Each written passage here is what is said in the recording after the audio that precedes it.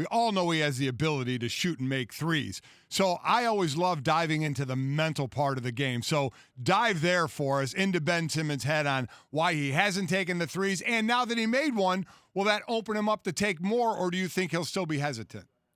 Well, I think he'll probably still be hesitant. This isn't all of a sudden going to be a player that's going to start shooting a ton of threes. But let me show you the best way to do it. And it was something that was taught to me early on in my career when I was a young athlete. I was more of a slasher. Shoot one a game. Shoot one a game. That way you don't have to worry about, whether or not I go 0 for 5 and 0 for 4, and now you're looking at one for your last 22. He doesn't want that pressure on him either. But if you shoot one a game, and then if you make it, promise yourself that you'll shoot another a game.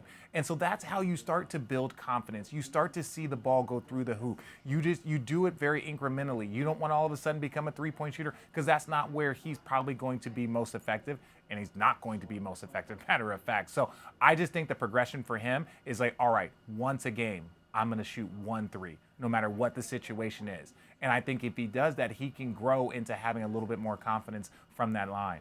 Richard, what's your role as a teammate in that conversation? Because I'd liken it to almost something like a slump where so much of the attention is on this one thing right now. What do you do if you're the locker room around Ben Simmons?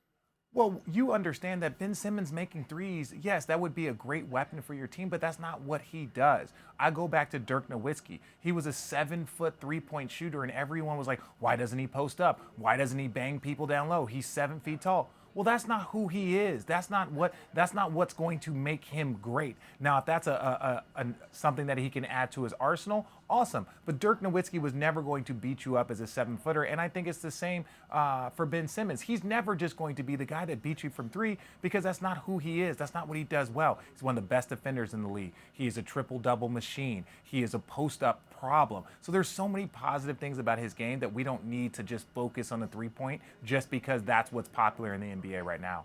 Well, speaking of three-pointers, it was a three-pointer from Kawhi Leonard that got the Toronto Maple Leafs, the Toronto Raptors. It's okay. It's okay. It's early. It's okay. Got the Raptors into the finals, or the conference finals last year, over Ben Simmons and the Sixers. And Kawhi, of course, played with Paul George for the first time last night as Clippers teammates. They won the game 107-104. But, we always have a rule, Richard, know your audience. Someone asked Kawhi Leonard to go through a sequence where he had a dunk and then a block of Kemba Walker, and this was how Kawhi described that sequence when being asked by a reporter. Kawhi, can you take us through the dunk you had in the block? What do you want me to say?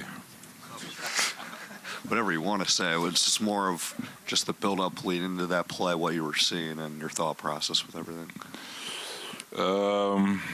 Patrick threw me the ball. I took 2 dribbles to the paint and tried to jump high and dunk the basketball. And Kemba got it open for a 3, and I jumped to my highest to try to contest, and I got a block. Is he just trolling everybody right now? No, he's not, and this is why he's not. And I was watching the game last night, and watch his reaction to both plays. After the dunk, nothing, no emotion. And I was like, that was an impressive dunk. I yelled, and I'm sitting on my couch, dunked it, said no expression. Then go forward and watch the block. He gets the game-winning block in a very big game. They were down by 10 with about 3 or 4 minutes to go in that game. They were down 10, and they come back to win, and he gets the game-winning block. No emotion. He's not making this up. This is not like this little media game he's playing. He's not the Tim Duncan. No, this man just has no emotion. He's like, well, what do you want me to say? I took 2 dribbles, I jump high, I dunk. It's like the Black Drago, right? If he dies, he dies. It's like he has no emotion whatsoever. It's like, I hope we can still be friends after this. Like it's impressive. Look, basically he's Brooks Koepka. What Brooks Koepka is on the golf course, that's who Kawhi is. I'm just gonna go out there and be excellent. Y'all deal with it. Yeah, Black Drago's a great nickname. He needs to run with that one. Yeah. That's why Richard is one of the best guests in the history of this show. Richard, we love you, baby.